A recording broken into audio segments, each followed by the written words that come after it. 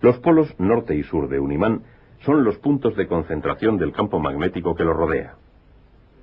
Dicho campo se muestra generalmente así, en 2 dimensiones, pero en realidad los campos magnéticos tienen 3 dimensiones, en el espacio que rodea al imán.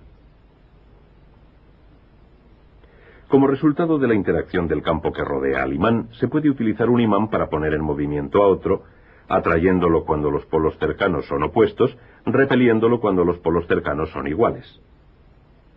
Una corriente eléctrica puede producir también un campo magnético. La corriente eléctrica que fluye por un cable es en realidad una corriente continua de electrones, diminutas unidades de carga.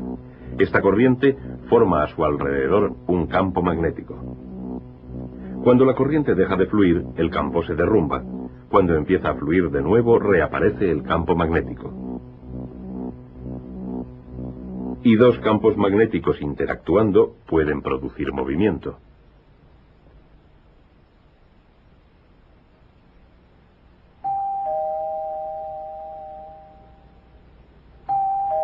Los campos magnéticos que rodean a los imanes y cables cuando fluyen por ellos corrientes eléctricas se producen de distintas maneras. Cuando fluye la corriente por el cable, los electrones son impulsados de átomo en átomo. Cada electrón en movimiento produce un diminuto campo que se extiende a su alrededor. Si se extienden suficientes campos alrededor de suficientes electrones, aquellos se combinan para formar un campo mayor alrededor de todo cable. Un campo similar rodea al imán.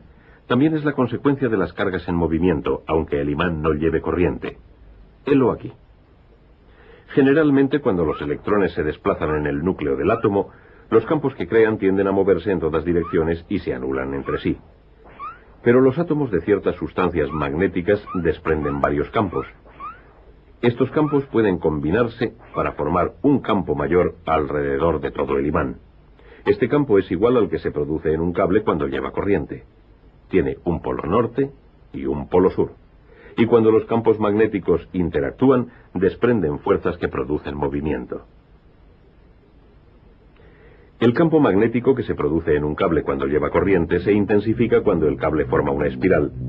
Y cuando el centro de la espiral es de hierro, el campo se intensifica aún más al concentrarse el magnetismo y produce un electroimán que es mucho más potente que un imán corriente. Los electroimanes también son útiles porque se pueden encender y apagar.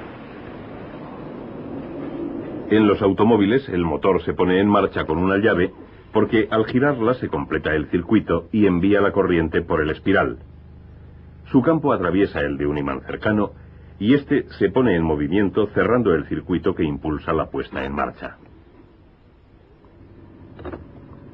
En Japón, un tren experimental se eleva y es impulsado por una serie de electroimanes cuyos polos se repelen con los del tren.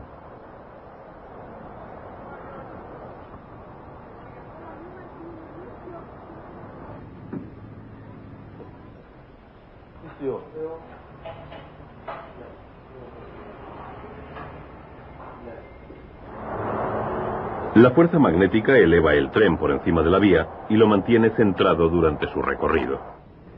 Esta fuerza magnética que mueve al tren produce movimiento en línea recta. Se trata de un movimiento lineal.